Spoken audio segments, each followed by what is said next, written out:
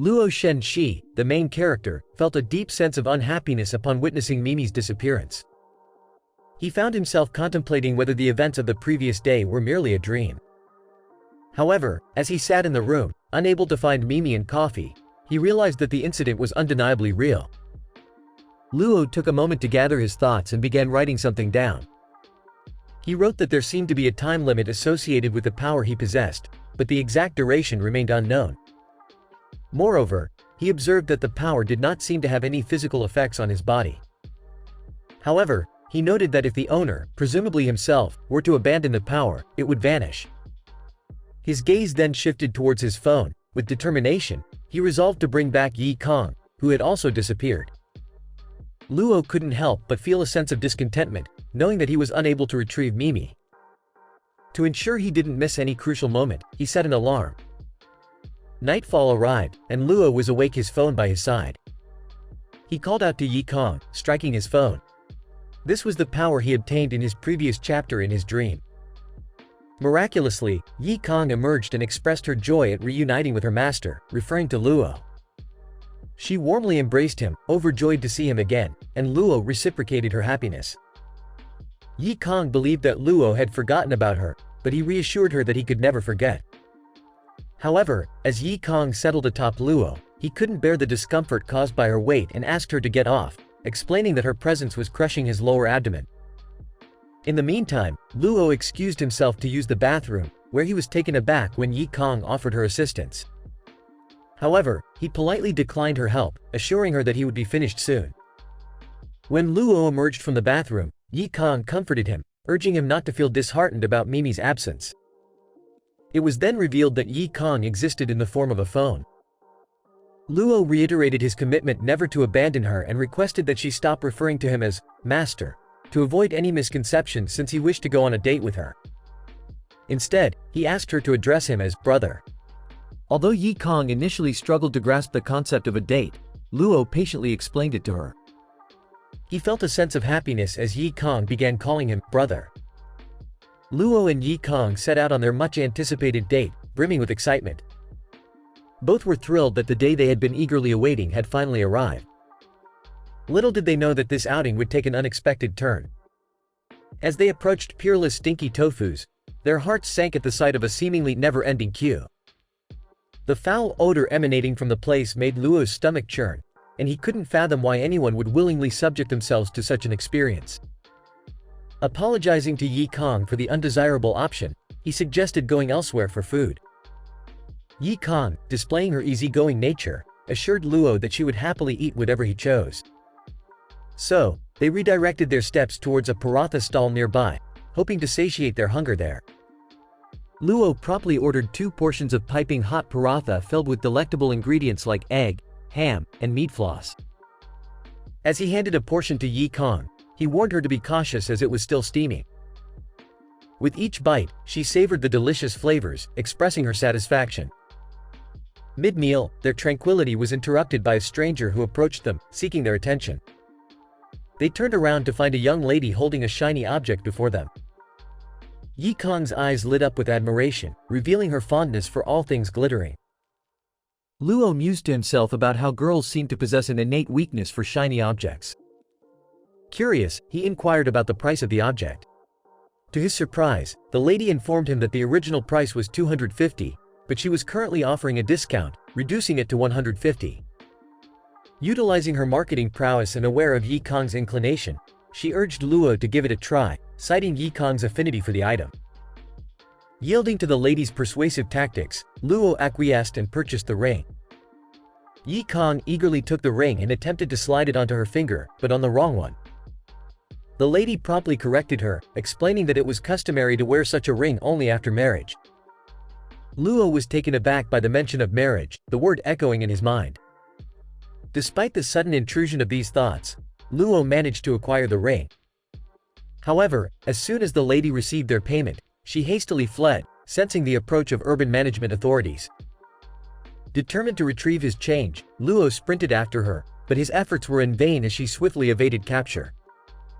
Realizing the futility of the pursuit, Luo urged Yi Kong to let it go, considering the lost money a valuable lesson. Fortunately, he still had the ring in his possession, a tangible reminder of their encounter. Luo and Yi Kong arrived at a peculiar place called 7 Times Hotel. Yi Kong was unfamiliar with this location and questioned their presence there. Sensing the unsuitability of the place for their date, Luo suggested they leave promptly. Just as they were about to make their exit, Yi Kong noticed a lady who had previously visited Luo's house. It turned out to be Luo's own parents. Panic swept over Luo, realizing that if his parents discovered he had taken a girl out, he would be in deep trouble. Determined to avoid any confrontation, he swiftly pulled Yi Kong away, finding a hiding spot until his parents passed by. In the midst of their hiding, Luo and Yi Kong entered the hotel to inquire about available rooms. The person in charge informed them that only a large room remained. Despite the unusual circumstances, they decided to take the room. Once inside the room, Yi Kong curiously questioned Luo about their whereabouts and why they hadn't greeted the woman they had seen earlier. Luo explained that his own mother had also ventured out on a date, and interrupting them would cause unnecessary trouble. Swiftly changing the subject, he asked Yi Kong if she was tired and suggested they rest. The room itself was adorned with beauty and charm. Yi Kong, finding the bed exceptionally comfortable, invited Luo to join her. However, Luo's mind raced with discomfort, feeling as if he had entered the wrong place. His anxiety grew, causing him to break out in a profuse sweat while his face flushed red. Concerned, Yi Kong asked if he was feeling hot. Reacting quickly, Luo stood up and turned on the air conditioner. Surprised by her consideration, he couldn't help but feel taken aback.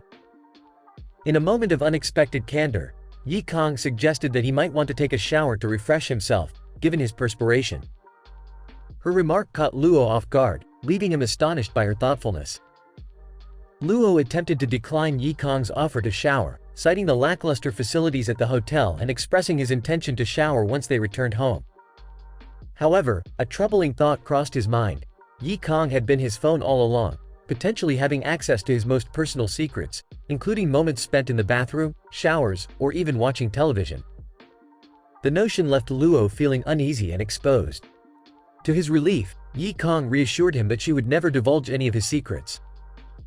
Luo proceeded to lie down on the bed, hoping for some peace and solitude. Yet, Yi Kong had something to discuss with him.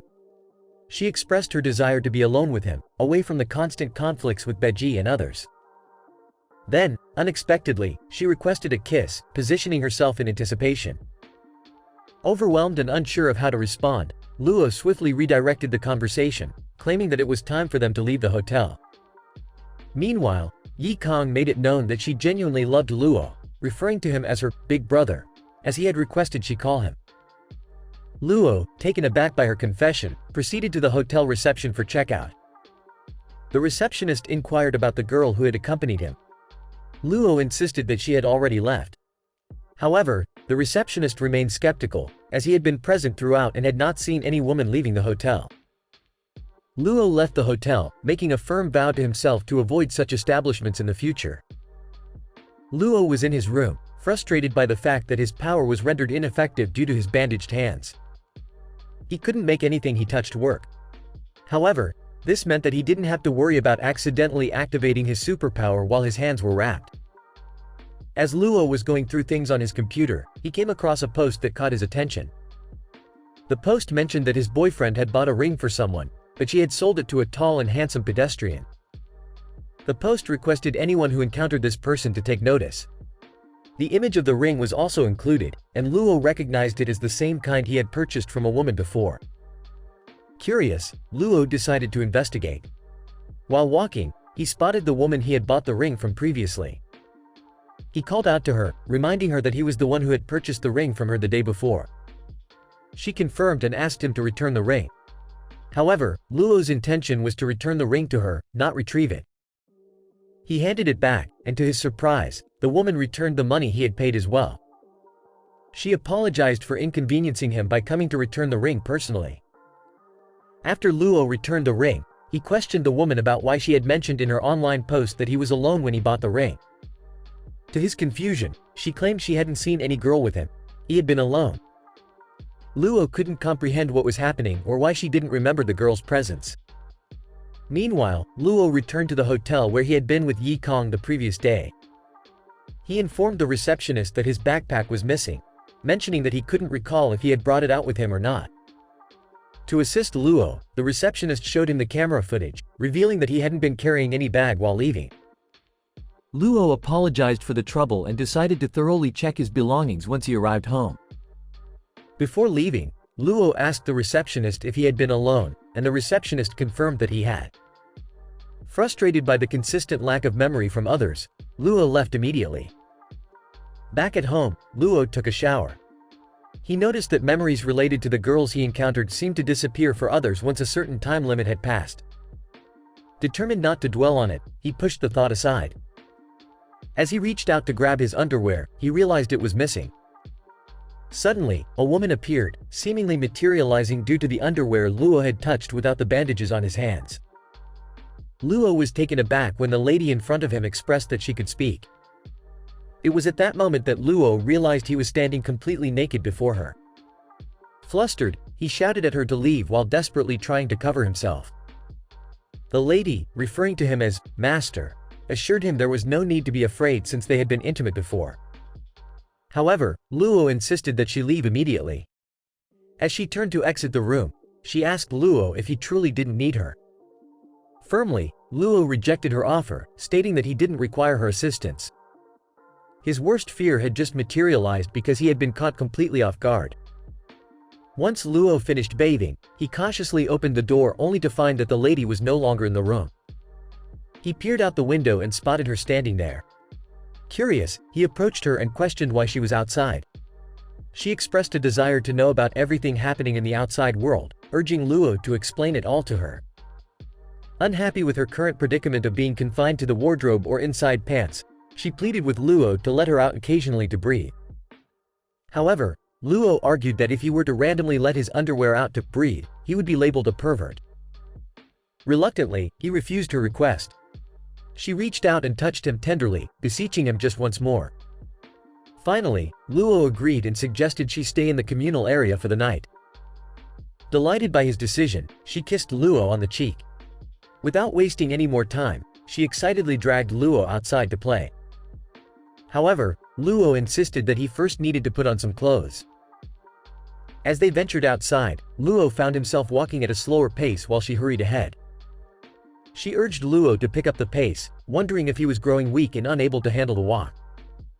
Luo couldn't help but find her choice of words strange, as such commonplace sentences sounded peculiar when spoken by her. Realizing that she didn't have a name, Luo decided to call her Gray. To his surprise, Gray didn't mind the name he had chosen for her. She expressed that her master could call her any name he pleased. Her attitude reminded him of the Blanket Princess. Standing in front of a vending machine that dispensed drinks automatically, Luo explained to Gray what it was. Initially unaware, she quickly grasped the concept after Luo's explanation.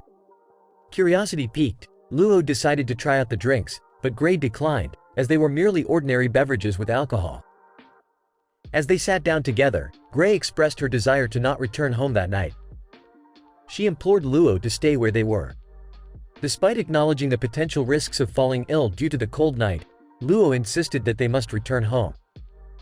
Gray, lying close to him, claimed she was already drunk and suggested they remain there. Unwilling to sleep on the streets with her, Luo commanded her to obediently accompany him back home. Unfortunately, exhaustion overwhelmed Luo, and he dozed off. He was awakened by the presence of two elderly women who questioned why he was sleeping in that location. Luo could hardly believe what had transpired. Luo lay on his bed, engrossed in reading a book about superpowers. He couldn't help but wonder why his own superpower was different from the ones described in the book. He believed that his power could potentially be upgraded in later stages, allowing the appearance of sailor uniform girls, mecha girls, and other abilities, but at the cost of consuming a large amount of his power. A sense of awkwardness washed over him as he contemplated his unique superpower. Suddenly, the sound of a car horn caught his attention. Glancing out of the window, Luo spotted a group of men attempting to break into cars. He became suspicious of their intentions, suspecting them to be car thieves. Determined to investigate, Luo decided to head down and get a closer look. The men were all wearing masks, and one of them impatiently urged another to hurry up with opening a car door. The latter insisted that he needed more time, stating that rushing would only hinder his progress. Known to the thieves, the surveillance camera on the road had already malfunctioned, and the security guard stationed there was fast asleep. Sensing that they might be under observation, the thieves hurried. From his hidden vantage point, Luo observed the unfolding scene. He knew they were car thieves, but it seemed too late to call the police. Just as the thief managed to open the car door, Luo sprang into action with remarkable speed, knocking down all of the criminals. Shortly thereafter, the police arrived at the scene and arrested the car thieves. Meanwhile, back at home, Luo sat at his computer and stumbled upon a news article reporting the capture of the main perpetrators behind several recent car thefts in the area. The news segment even displayed footage of the captives. The thieves described how a mobile phone had seemingly flown through the air, transforming into a person who swiftly incapacitated them. The criminals, bewildered and disoriented, claimed to have no recollection of what had transpired, as they had been swiftly rendered unconscious. Meanwhile, Luo found himself unexpectedly overwhelmed with a sense of being a hero. He hadn't anticipated that his superpower could be used in such a way, and the realization left him with a feeling of pride. Furthermore, he discovered that he now had control over the timing of Yuzora's transformation. Yuzora was present with him and complained about feeling too hot, asking if she could remove her clothes. Shocked by her request, Luo sternly reminded her that she was a girl and couldn't casually undress. Yuzora fell silent for a moment before pointing out that Luo had previously studied female fashion in order to find clothes that would help her stay cool. Luo was left speechless, realizing that Yuzora had misinterpreted his intentions. Gathering himself, he stood up and suggested they go for a swim, hoping to distract Yuzora from the misunderstanding. Luo and Yuzora ventured out to go swimming, their hands intertwined. Yuzora had never experienced swimming before, and she expressed her curiosity to try it out. However, Luo was concerned about potential damage to Yuzora, considering she was a phone. He reassured her that he would teach her how to swim safely. Realizing that Yuzora didn't have a swimsuit, Luo decided to buy one for her. He entered a shop that a lady had called him into. Inside, he was presented with a variety of swimsuits to choose from. Yuzora was captivated by the swimwear she saw, enthusiastically exclaiming that they looked exactly like the ones in her Big Brother phone. The girl selling the swimsuits overheard Yuzora's comment and appeared confused, asking for clarification. Acting swiftly, Luo explained that Yuzora meant the swimsuits were incredibly beautiful and resembled works of art. He whispered to the Yuzora not to mention anything about the photos on his phone. She understood, and so, the girl proceeded to show Luo various swimsuits, claiming they were the hottest and most fashionable choices available. However, Luo didn't think they would suit Yuzora well and expressed his disinterest. He looked up and requested the swimsuit that was placed on the top shelf. The girl complimented Luo, calling him handsome and praising his excellent taste. She revealed that the particular swimsuit he had chosen was a limited edition for couples. He purchased it. Just as Luo turned around, he heard Yuzora calling his name. He looked at her and was amazed by her appearance, stating that the swimsuit looked cute on her. Filled with excitement, they headed out to enjoy their swim together.